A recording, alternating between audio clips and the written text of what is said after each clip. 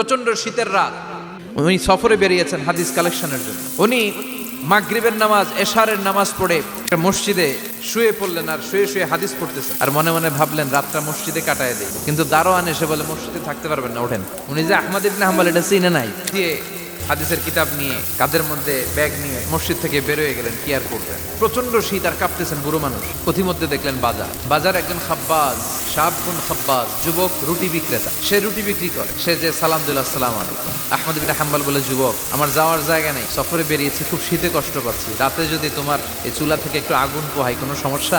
যুবক বলে, না না সমস্যা না, আহলান ওয়া সাহলান, বসে আমাদের আসেন, আপনি আগুন পোহাইলে আমার সমস্যা কি? আল্লাহ শুকরিয়া করে উনি বসলেন আর আগুন পোহাচ্ছেন। আর খেয়াল করলেন যুবক রুটি বানায় আর পরে আস্তাগফিরুল্লাহ, রুটির দলা বানায় পরে আস্তাগফিরুল্লাহ, খামির বানায় আর পরে আস্তাগফিরুল্লাহ, খালি এইটাই পড়তেছে। ইমাম আহমদ ইবনে হাম্বল তো অবাক, কিরে এটা আবার কেমন যুবক, খালি আস্তাগফিরুল্লাহ। উনি প্রশ্ন করলেন, যুবক ঘটনা কি? আসার পর থেকেই তোমার দেখতেছি তুমি রুটি বানাও, রুটি বিক্রি করো আর পড়ো আস্তাগফিরুল্লাহ।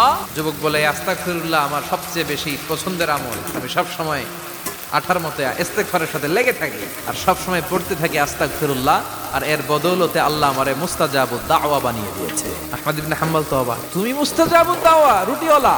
আমি এত বছর হাদিস পড়াই, আমিও তো মুস্তাজাবুদ দাওয়া না, তুমি দোয়া করলেই সব কবুল হয়ে যায়? যুবক বলে, না আনা মুস্তাজাবুদ দাওয়া, আমি আমার জীবনে যত দোয়া করেছি কবুল করে নিয়েছে কে? সব দোয়া কবুল করে নিয়েছে আল্লাহ, একটা দোয়া ছাড়া। কি সেই দোয়া?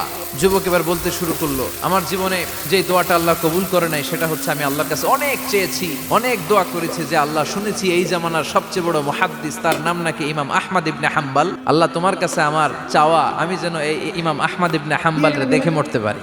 ইবনে হাম্বল আবেগপ্রবণ হয়ে গেলেন, চোখের পানি ছেড়ে দিলেন, বললেন, যুবক তোমার এই দোয়াটাও কবুল হয়ে গিয়েছে, আহমদ ইবনে হাম্বল তোমার দরবারে ছুটে এসেছে।